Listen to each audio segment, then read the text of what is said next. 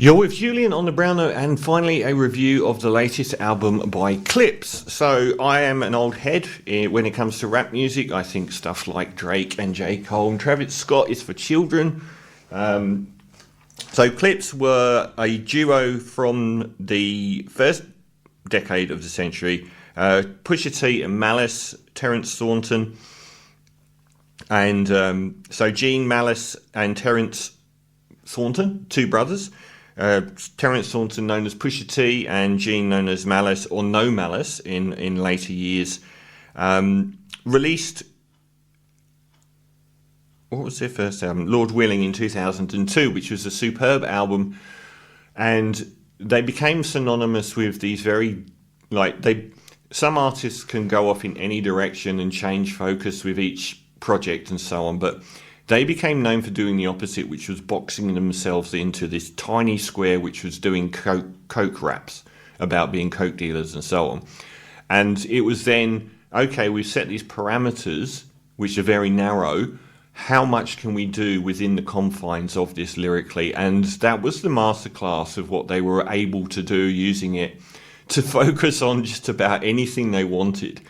And Lord Willing was a great album and successful and known for the production of the Neptunes, who were Pharrell Williams and Chad, I can't remember his name now, at the start of the 2000s, the most prominent forward-thinking pop and R&B and hip-hop producers out there, and known for giving their best work to Clipse. And I think we've kind of decided that it was only Pharrell Williams that was working with Clipse.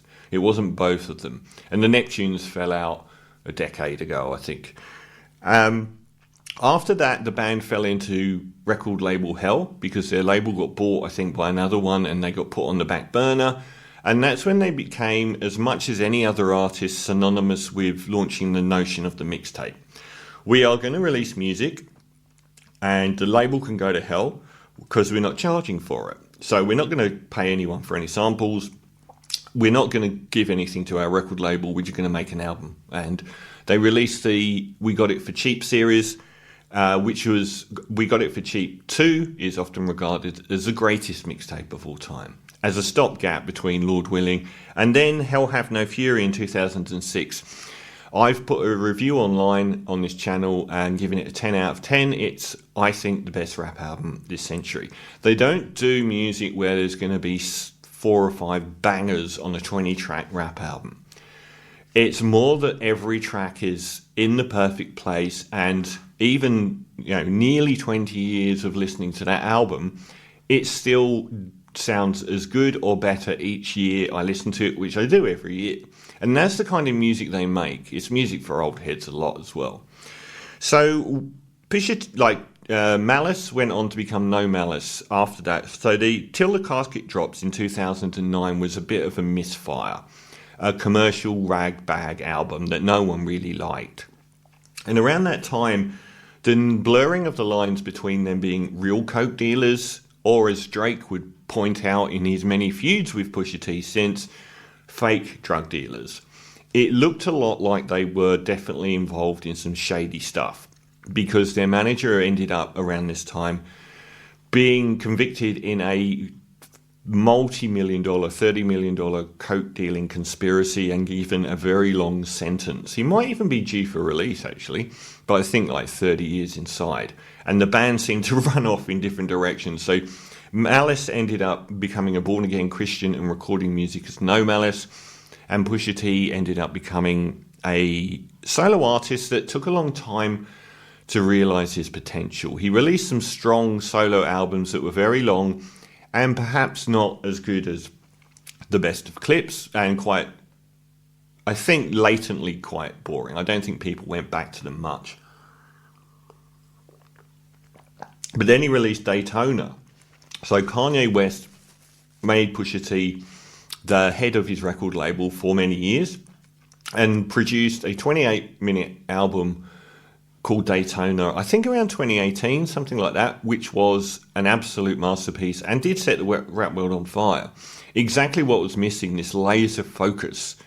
It was a superb album, followed by another superb album, Till Wet Will Dry, or something like that. I can't remember the exact title. which at the end, the last track featured both Pusha T and Malice on a track. And they'd done so on a Kanye album as well, and that led to a lot of people speculating that Clipse were going to make a comeback. And they did. They said this year that they're going to release an album, which is what I'm reviewing now with that enormous backstory. So now we've got Let God Sort Them Out, which is a fantastic album. They don't make albums that contain 4 bangers and 20 tracks, and they make very laser-focused music. So there's only 13 tracks on this album, and that actually feels quite a long Clipse album as well. Everything in its right place is what they do. It's not... A few of these tracks are going to be 10 out of 10 hits. It's that everything is going to be virtually the same standard, built to be listened to 100 times over a decade, as I have done with Hell Have No Fury. There are elements to this album that are new for the band, such as the opener, The Birds Don't Sing, with a hook from John Legend, and the lyrics on it are much more personal and introspective than I've heard on a Clipse song.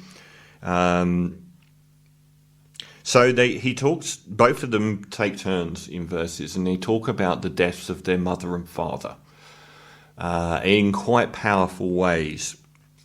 So, for instance, after his mother's died, he comes home to visit his father, and this is actually pretty chilling stuff.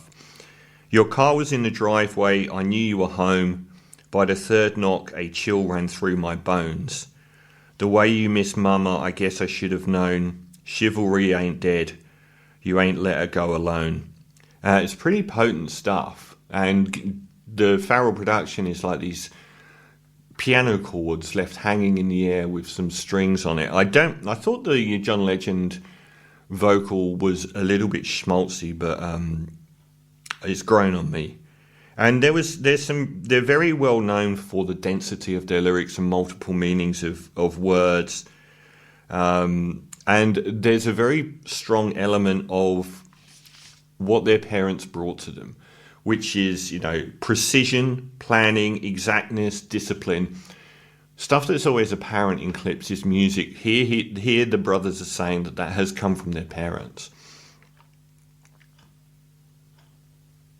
And the fact that the album rollout is, any political figure would kill to have. The rollout of the album has been noted for its perfection about every step along the way that they've done. It's just been so incredible. I think it's an independent album because they got kicked off the label Def Jam for refusing to remove a verse from Kendrick Lamar, which has nothing to even do with Drake. So I think it ended up being an independent release album. And the double meaning, this is a good example of their double meaning of the use of the word bass in its more normal form, and also the word bass meaning cocaine. See, my dad made sure he had every base covered, so imagine his pain finding bass in the cupboard. And there's, you can pore over these lyrics, and ever since the first 2 singles came out, that's exactly what the online community's been doing, which is looking through these lyrics. Chains and Whips, the second song, has one of the most insane Pharrell productions ever. It's filthy, guitar chimes, dramatic bass, and this another thing that pissed everyone off was this is culturally inappropriate sample, which I thought at first would happen too many times on the album, but I've kind of got used to that and the kind of schmaltzy soul vocals quite quickly. So it sounds like the woman from the Skepta song, Shut Down, to me. I don't know if that's true. But the production is just mental, these clanking noises, and Kendrick brings out a quality verse. His turn on it is excellent. And they show themselves, if you've got a Travis Scott album, you're going to have every farmer's boy on there doing a rap. But they're very concise in who they let. Stevie Wonder's on this album. But they don't have just any man and his dog coming on to do guest verses. And any man and his dog would be shown up horrendously. Kendrick's verse is very, very strong here. The third track, POV's got Tyler, the Creator, another high-profile person to have on the album, who is slightly less good, actually. He does stand out for me. It's a good, strong verse, but it's not quite up to the others, I don't think. And it's got an old-school, mid-paced vibe from Pharrell. Then we get the two singles, which is So Be It and Ace of Trumpets, which were released to a lot of surprise online by how good they were. I was expecting a 7 out of 10 album. I wasn't expecting those two back-to-back singles to be so good. So the Middle Eastern production on So Be It was an immediate standout with its backward shuffling rhythm section on it. And they're like the ultimate craftsman. And the pacing of this album is just perfection. Everything in its right place, to quote Radiohead. And Ace of Trumpets as well. That was the first one, and it did have some very interesting lyrics on it, like Penny a la Vodka, Panama Fishing Village, Visiting with Papa with Choppers, All of You Imposters, Simply Just Ferrari Window Shoppers, the one I ordered looked like it was built by NASA, Over $500,000 we call Focaccia, Reaching for Acacia, Never Leaving Home Without My Peace Like I'm Mahatma, and the double meaning of peace from the gun to Gandhi as well, being typical of them. And they're both outstanding tracks as well. All Things Considered might be a little bit more on the lower point of the album. It's got a very, I suppose a lot of people have commented on how commercial the production is on here, perhaps a little bit, but there's a nice bit of, it's not as weird as some of the previous Clipse releases, but there's a nice sub bass on it. And, you know, they're both 50-ish, and I don't remember anyone from the past being that old and releasing as vital an album. Like, we've had some really good sort of throwback albums, but something as vital as this to be one of, arguably, the rap album of the year, I just think they're the oldest to have ever done it, really. And there's quite a few sub 3-minute tracks on here where they get things done. I mean, Mike Tyson Blow to the Face is quite a absolute bomb of a track. A proper old school boom bap, almost like a Wu-Tang vibe from like mid-90s. And again, lyrical and rapping masterclass. I really did like EBITDA, which I think might, and that's got a Pharrell hook on it. A few of them have got Pharrell's trademark Clipse hooks, which are always out of tune, to great effect. I think EBITDA stands for something like earnings before income tax deduction, something or other, which has got an absolutely phenomenal driving soundstage to it. It's really quite incredible for 2 minutes as well. Grew up playing real life Contra, and they do mention the show Wire as well. The Wire, I think they were the people that gave, I'm waving so to make sure this thing's in focus, I think they gave The Wire the term the burners for the phones, actually. And they've mentioned The Wire quite a lot in their career. And it's an album that's built to last. It's an album that you imagine that you'll go back to every year and listen to. And maybe it will fall down the ladder a little bit, or maybe it will go up and solidify. I certainly listened to it about 20 times before I started getting bored. I shouldn't have done the review when I was at that stage, because I was enthralled for like the first 15 listens about how good this was. And by the time I did the review, I was about 20 listens in, and I was just like, I'm a bit over it at the moment. I'll probably go back to it in a few months and see where it sits in my albums of the year.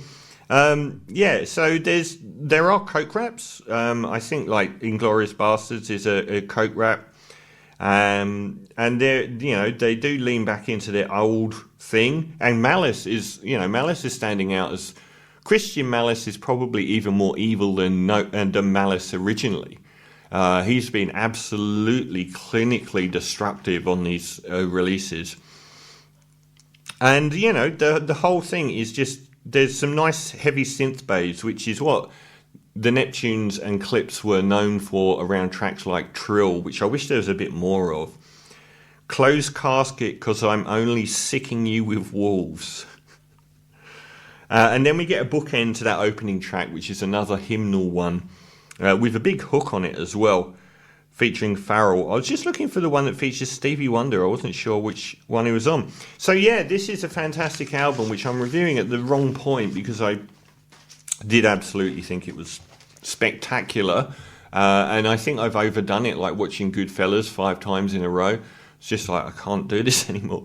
But it's a fantastic album and so much better than we'd ever hoped. Built for long-term listening and everything put together like a Swiss watchmaker, and lyrically a masterclass, delivery a masterclass, and most of the production, even though it's a little bit on the less weird and more commercial side to some of the Clipse albums, it's still outstanding, with several of the beats on here, like Chains and Whips and so on, and being absolute masterclasses. So I'm going to give it an outrageously high 9.5 out of 10 to Clipse, and let God sort them out. Hallelujah.